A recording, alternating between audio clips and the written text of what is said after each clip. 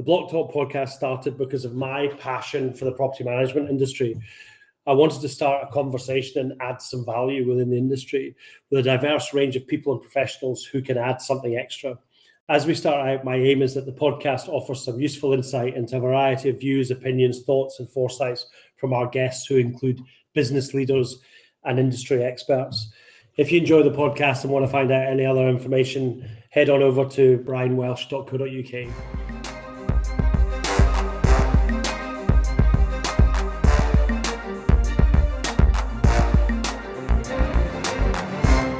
Hello and welcome to another episode of the Blocktalk Podcast with me, Brian Welsh.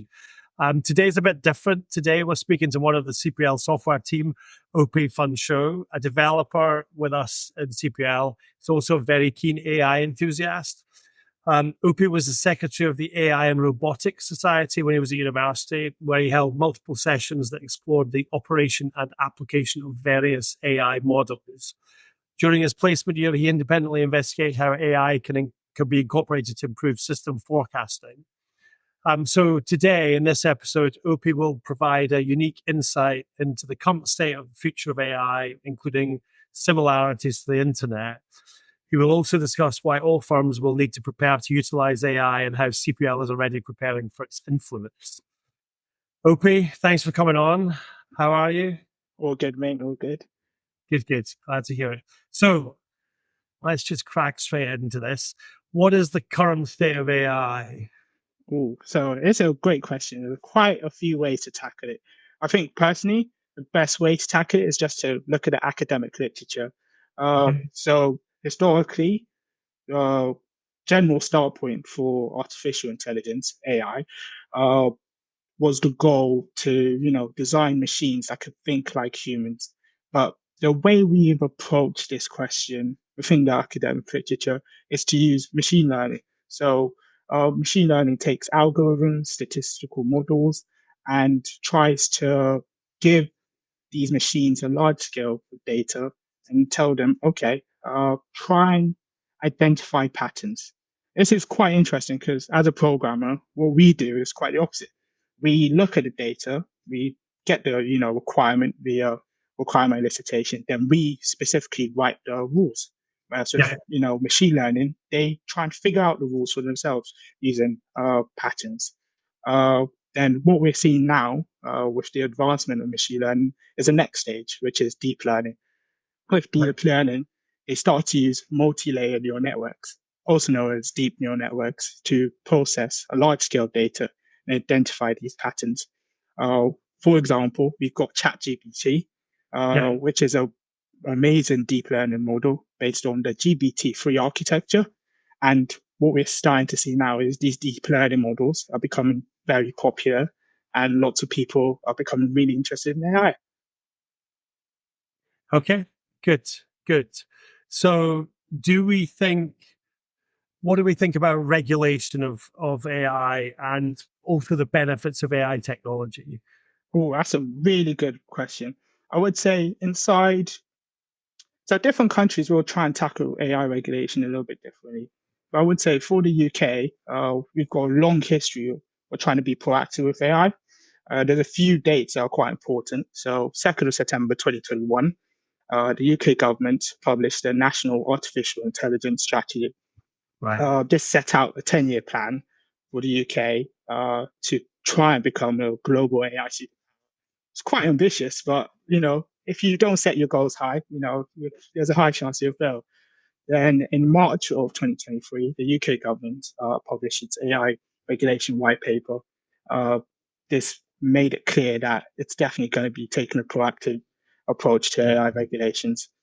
While looking at the white paper, it's quite vague, which is what they're trying to do. So they're trying to set it up so that developers and companies can try and develop AI specific to their industry.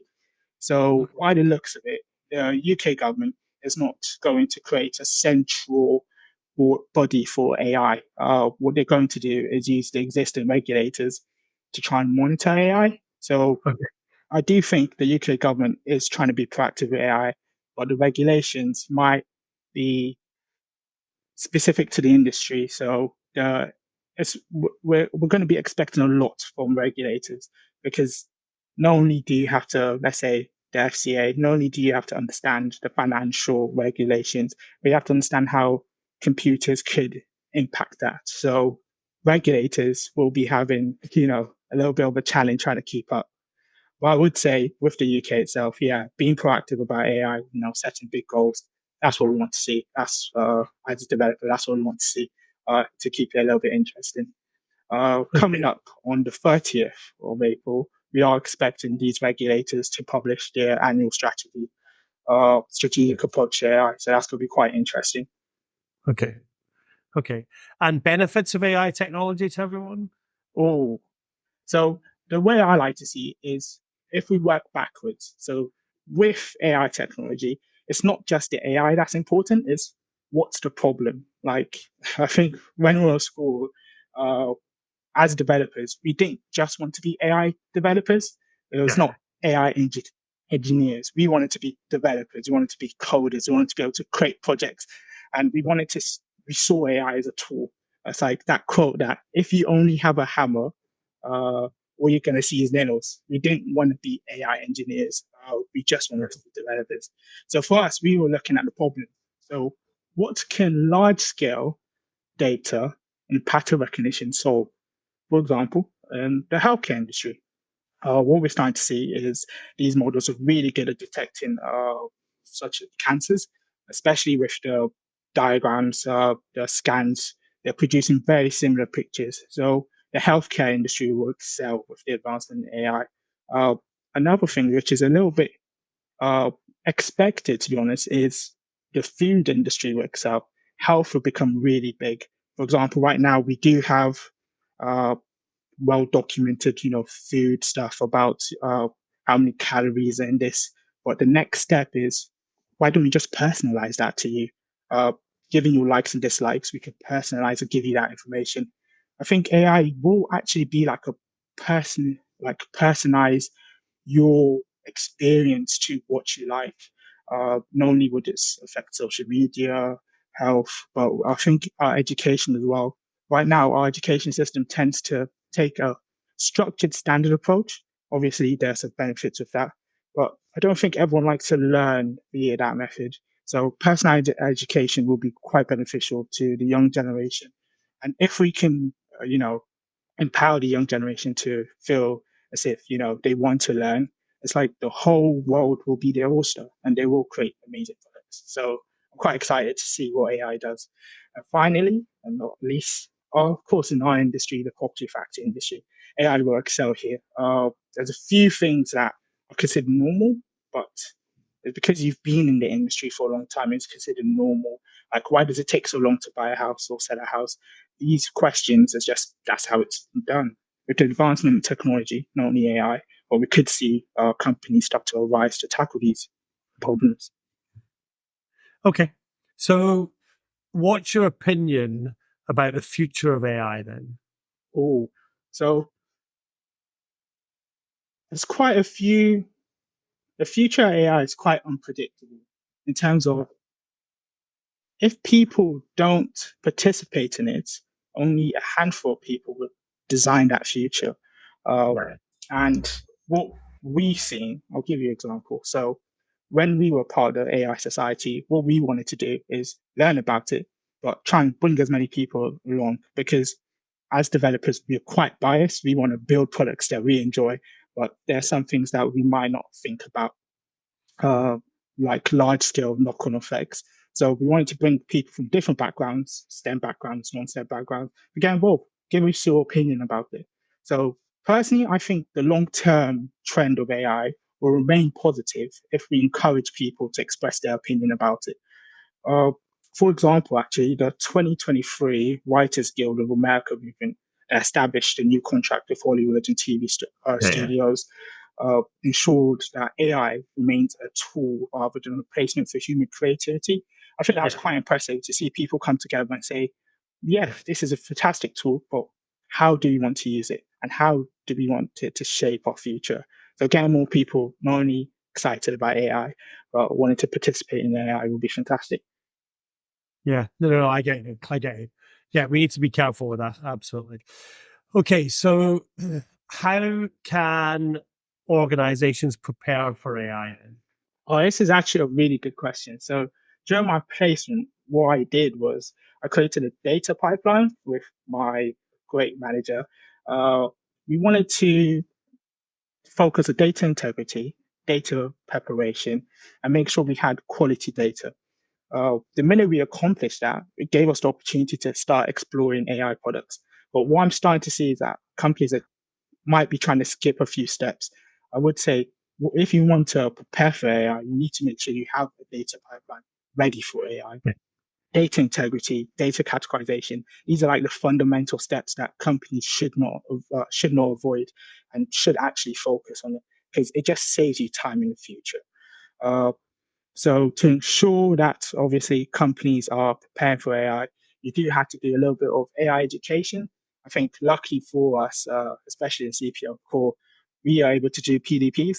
So Yeah. PDPs will give us the opportunity to go and explore AI topics if we're interested in. So this company has been actually really proactive with AI, especially during our conference. That was really good, where we got to explore AI Yeah. concepts and see how we can start or continue actually to integrate AI where suitable. So I would say focus on the fundamentals, focus on creating a pipeline of high quality data. Then if you can start to, train the employees. Uh, when it comes to training, it shouldn't be a top down approach. What I've started to see is that with most companies, like their staff are starting to use AI, whether it's ChatGPT to some degrees. Uh, so just watch how people within the company are using AI and see, okay, can we start to prepare what regulations or rules or policies can we incorporate to make sure they do use it correctly? And I would say finally, if you're really passionate about it, especially corporations, is to look at how AI can be incorporated within the industry. You can't just use a boilerplate AI. It has to be specific to your industry. So Yeah. I would say we've got quite a few steps that organizations can use for AI. Okay. Okay. And you mentioned the workshop and conference that we did. Um, how did that identify how we were preparing for AI? I would say we're quite proactive with AI. Not only AI, because what we have is we've got a team of people with skills from different areas to create great products. For example, we've got Taylor. He loves looking at obviously cybersecurity. So Right. when I get stuck with cybersecurity, I could literally just go, "Hey mate, how can I make sure this is a little bit more secure? What are you working on? Okay, how can we make sure we're unhackable?" Like that's a great aspect. We obviously have Will, who understands the system as a whole, understands the future of the property factory industry. Obviously, we've got you, Brian, and finally James. James is absolutely amazing. I think what we tend to miss out is as a young developer, we just want to build, right? We just want to spend Yeah. time coding. We don't really want to look at the large scale thing. But James, again, slow down. Has someone tried this approach before? What mistakes have they made? How can you Yeah. avoid repeating that mistake? So Yeah. I would say we've got a team that is being really proactive, not only with AI, but with the industry of becoming developers as a whole. So yes, we will, we are being proactive with AI, but we're not just trying to build an AI product. We're trying to build the best product for the industry. So we're going to incorporate various aspects into it. Okay. And we talked about estimating forecasting as well at some point. Um, how can we improve that with AI? So with AI, I would like to say to make it easier for most people to understand, it's literally just taking a large scale data and giving it to mathematical models to identify patterns.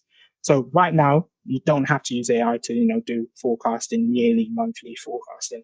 But the advantage of AI is that when it comes to large scale data, so it starts to include things that you probably weren't aware of. During my placement, I did look at multilinear regression models, which is a machine learning technique, which takes various variables that you might not consider could affect future forecasting and account for that. So it provides an extra depth into forecasting. And what I see with CPL is that we've got a great data pipeline. Uh, Obviously, everything can be improved as we continue to work on that. It gives us a massive opportunity to improve forecasting and also to continue incorporating AI. Okay. Good. Okay. So, how can we, CPL or anybody, be proactive to avoid the negative aspects of AI? Because there's a lot of fear around AI, right? So how can we be proactive to avoid that? So I would say the UK government is trying to provide regulations which will actually avoid most of AI problems. Obviously, AI has always been regulated. It doesn't have to only rely on AI regulations. We always had GDPR. We've had existing industry regulations. So regarding the negative aspects, if we just stick with the UK laws, that covers the majority of the negative aspects. But we can also do other things like giving people the opportunity to for us use our PDP to investigate it. And what we tend to do is after doing our PDP. We tend to give feedback. We tend to say, "Hey, this was a good course, or this was a bad course." So it tends to be like a bottom up approach. When people find something that has been helpful in avoiding the negative aspects, they'll come and inform us.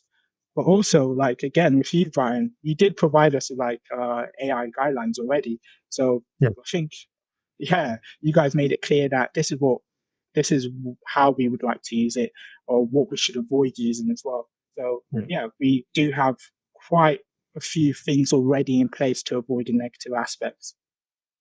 Okay. So just feeding on from that then, or following on from that, what are the potential risks and dangers of AI technology? Oh, so I would say there's two big risks. Uh, the first one comes with actually the data itself.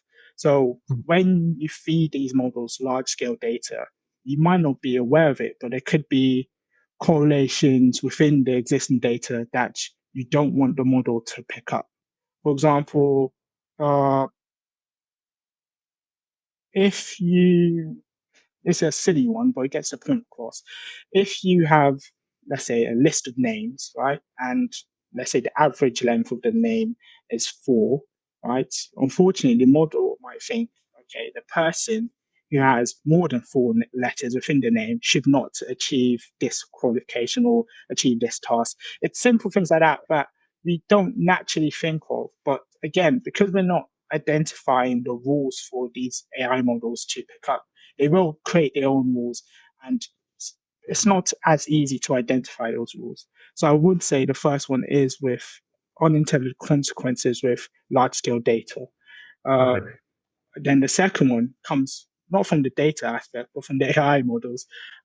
It's just they are becoming so complicated that it's becoming harder to understand how they're identifying their own patterns. And if we don't understand, their patterns within those models, they will produce unintended consequences. So we've got two big problems that obviously what we can do is number one, data preparation, make sure the data is not biased. Then number two, with the machine learning models, is that you have to do a lot of testing, just large scale testing, various test case to see what patterns is it trying to use. Okay. Yeah. No, I get that. And it wasn't okay. It was a good example to explain explain it in a simple terms. Okay. So just coming to the end then, I guess it would be good to understand what you think are the limitations of current AI technology. Well, there's quite a few. Uh, I would say it's the data dependency. So because AI models are trying to identify patterns, uh, they need high quality data. But right now, we just don't have that. Uh, Yeah. so obviously, for us to get that high quality data, not only do we need the existence of the data, but we need the categorization of the data, because the models need to understand what categories each of these data sets should fit in. So there's I would say, a massive rush to get high quality data, but that's just going to take time. So the biggest limitations for AI right now, it's not the models itself, but the quality data, which is just not as available as we need it to be. Yeah, no, I get that. I get that. Opey, that's been really, really, really helpful, really useful. Is there anything else you want to add to the kind of discussion we've already had, or? I would say with the next generation, because I saw a little article about, kids at school using AIs to complete homeworks and stuff like that. I would say that's absolutely fantastic, right? So we want these young generation not only to grow up with AI, but to use it to empower them. So schools need to be proactive to provide AI guidelines. Obviously, we're not trying to make AI replace us, because that would be horrific. But we do want to use it to create new products and create a better world and tackle new problems. So I was quite amazed that these kids are already on it. So I would just encourage them to, continue to use this technology to empower themselves. Good. Excellent. Thanks so much for coming on, Opey. That's fine. See you later, Brian. Thanks.